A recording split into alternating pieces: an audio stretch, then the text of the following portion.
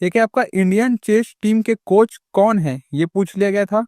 और इसका 100% आंसर है आपका के आलोक गुप्ता, जो कि है इंडियन चेस टीम के कोच हैं। ठीक है। और अगर आपके एग्जाम बचे हुए हैं अभी तो चैनल को सब्सक्राइब कर लिए रहना, क्योंकि पूरा सटीक एनालिसिस मैं आपको बता दूंगा। ठीक है, बिना किसी फेक के। ठीक है ना, वो भी पॉइंट टू पॉइंट, है ना। देखो, एक था आपका अल्केन का सूत्र पूछ लिया गया था। याद रखेंगे, अल्केन का सामान्य अणुसूत्र देख लीजिए, CnH2n+2 है। यहाँ n अल्केन के एक अणु में उपस्थित कार्बन परमाणु की संख्या संख्या है। ठीक है, तो याद रखेंगे सूत्रों के यहाँ पास मैंने आपको मेंशन भी कर दिया है। ठीक है, चलिए। वहीं पे एक था आपका इलेक्ट्रॉन की खोज कब हुई, ये पूछ लिया गया था, या फिर किसने की, ये पूछ लेगा। दोनों में से एक ही पूछा आपको। तो याद रखेंगे कि खोज कब हुई पूछा गया तो 1897 में। और वहीं पे बात करेंगे किसने की बोला गया तो जे थॉमसन ने की थी।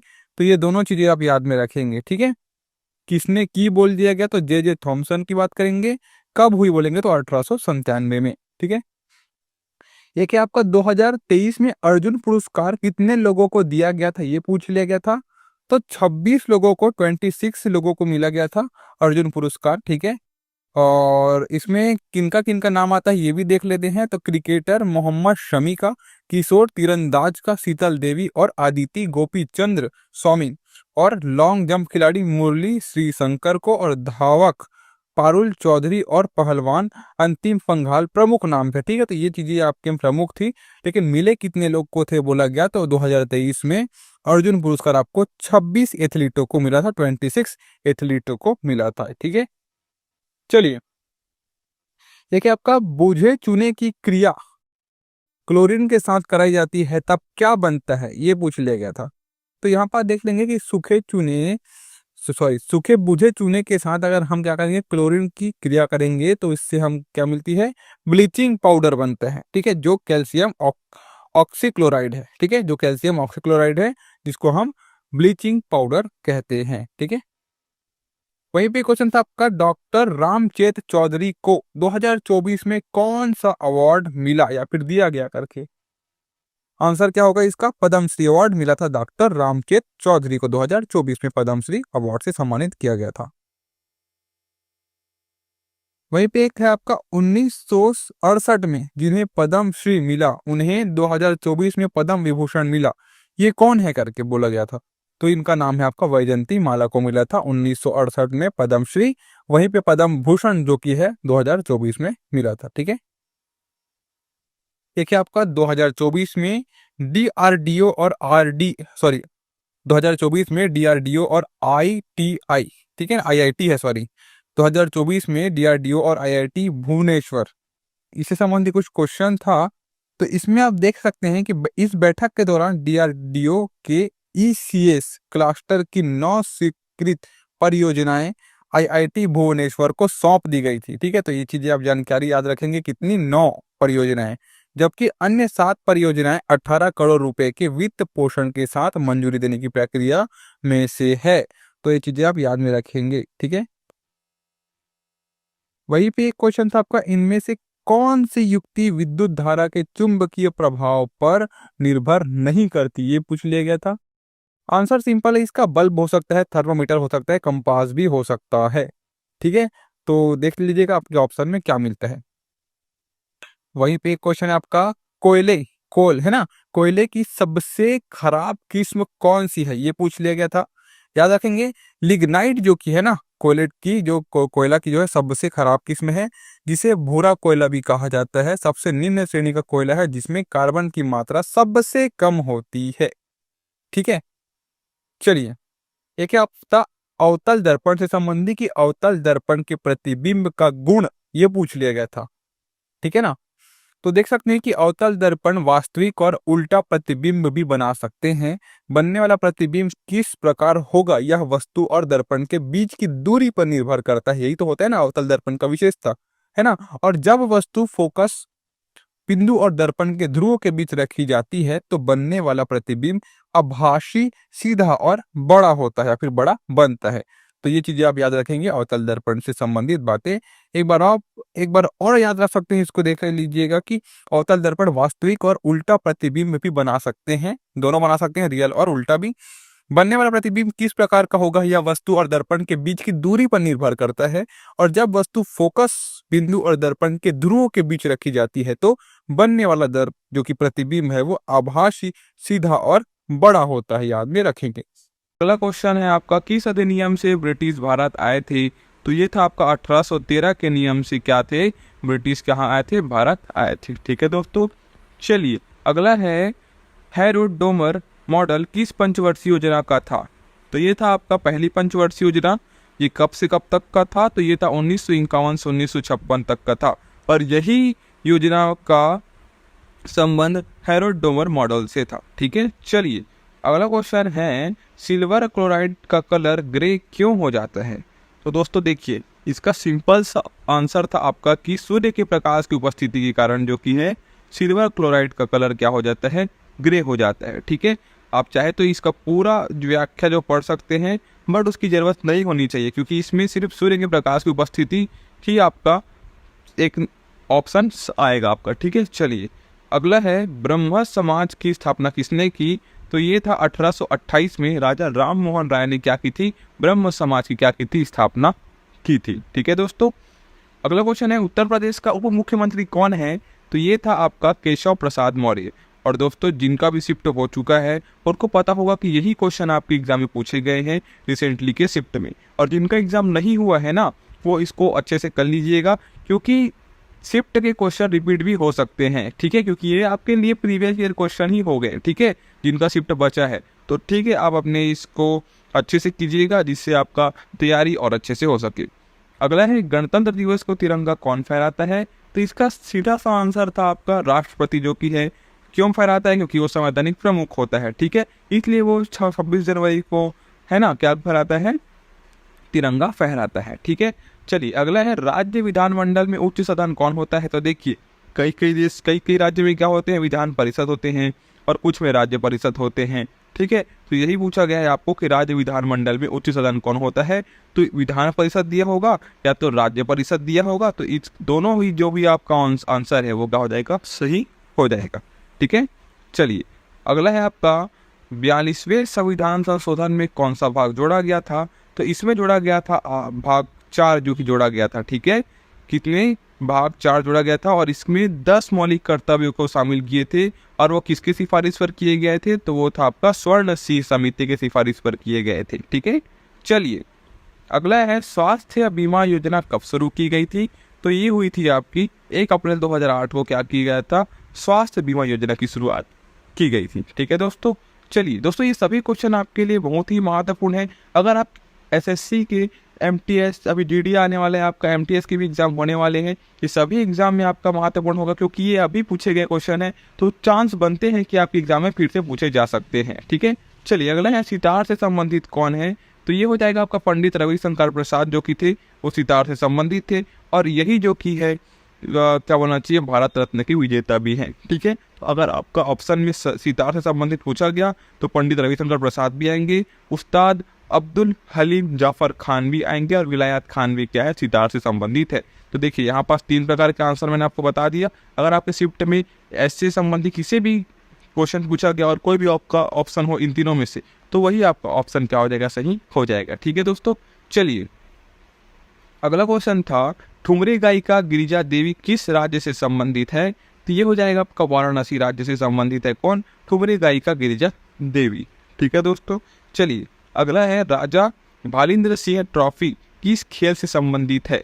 तो ये हो जाएगा अपना नेशनल गेम्स के चैंपियन को है ना दिए जाती है कि कौन सा, राजा भालिंद्र सिंह ट्रॉफी जितने भी नेशनल गेम्स होते हैं उसके चैंपियन को दी जाती है। ठीक है, अब मुक्केबाजी में इसको मुख्य रूप से दिया जाता है, तो याद रखिएगा मुक्केबाजी भी आ गया आपका ऑप्शन, तो वही बिल्कुल सही हो जाएगा। ठीक है, चलिए अगला क्वेश्चन है, पद यानी किस राज्य की लोक नृत्य है? देखिए पद यानी किस राज्य की लोक नृत्य है? तो ये हो जाएगा आपका केरल। ठीक है, केरल की जो कि लोक नृत्य जो कि है वो पद यानी हो जाएगी। ठीक है दोस्तों, अगला है आपका, पश्चिम की ओर बहने वाली नदी कौन है? तो यही हो जाएगी आपकी गोदावरी। जैसा कि मैंने आपको पहले ही बता दिया था। ठीक है, अगला क्वेश्चन है आपका, लोकनायक किसका उपनाम है?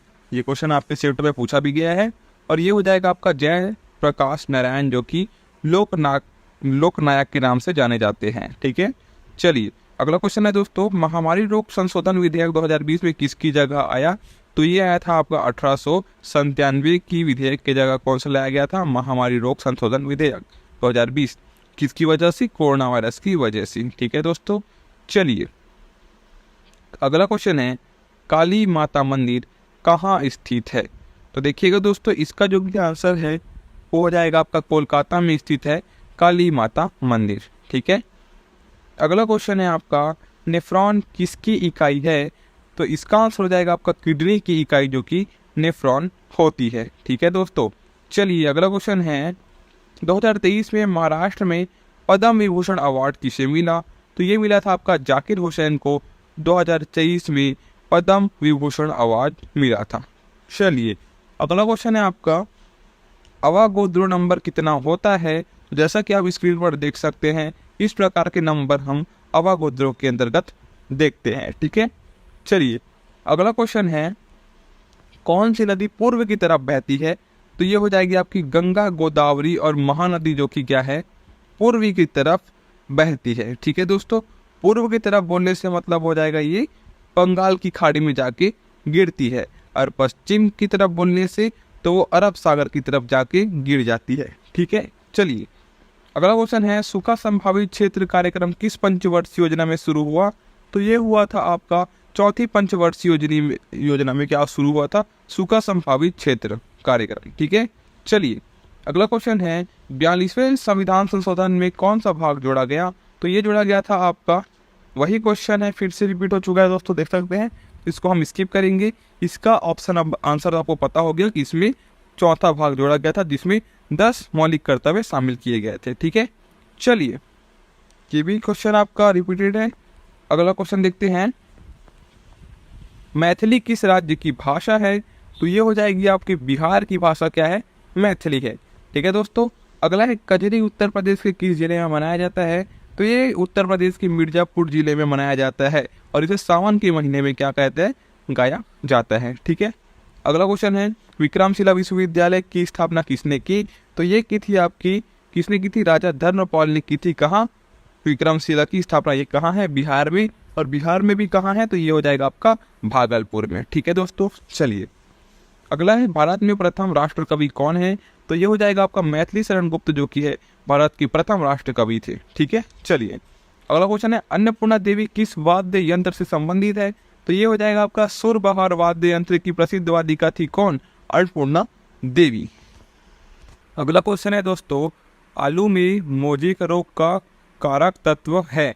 तो इसका आंसर जो कि हो जाएगा वो हो जाएगा आपका विषाणु। ठीक है, चलिए अगला है, भारत में जैन कितने हैं? तो 2024 के अनुमान के अनुसार भारत में 52 लाख कितने जैन हैं? ठीक है, चलिए अगला क्वेश्चन है, 1993 में महिला वर्ल्ड कप कहाँ हुआ था? तो ये हुआ था आपका इंग्लैंड में। ठीक है, और ये कब से कब तक चला था? 20 जुलाई से 1 अगस्त 1993 तक। ठीक है दोस्तों, अगला क्वेश्चन है, निम्नलिखित में से कौन सा रोग विषाणु के कारण होता है? तो ये होता है आपका चेचक। ठीक है, ये क्वेश्चन आपके एग्जाम में पूछा भी गया है। अगला है, टिक्का रोग किस में होता है?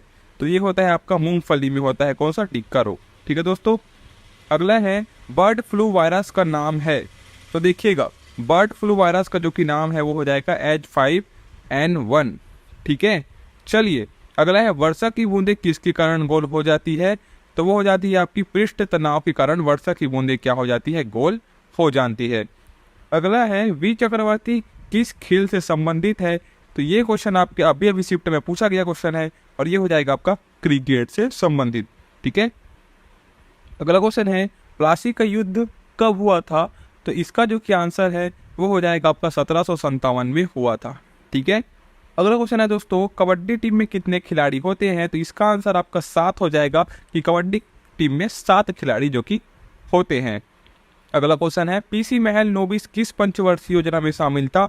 देखिए दोस्तों, पंचवर्षीय योजना से संबंधित बहुत सारे क्वेश्चन आपके हर एक शिफ्ट में पूछे गए हैं। ठीक है, तो उसको थोड़ा ध्यान से करिएगा तो इसका आंसर हो जाएगा आपका दूसरी पंचवर्षीय योजना में। ठीक है, अगला क्वेश्चन है वासुदेव एक किस वंश से संबंधित है? तो केवल वासुदेव पूछा गया तो कर्ण वंश से, और अगर वासुदेव वन पूछा गया तो वो हो जाएगा आपका कुषाण वंश से संबंधित। ठीक है, तो इसका आंसर आपका कुषाण वंश हो जाएगा।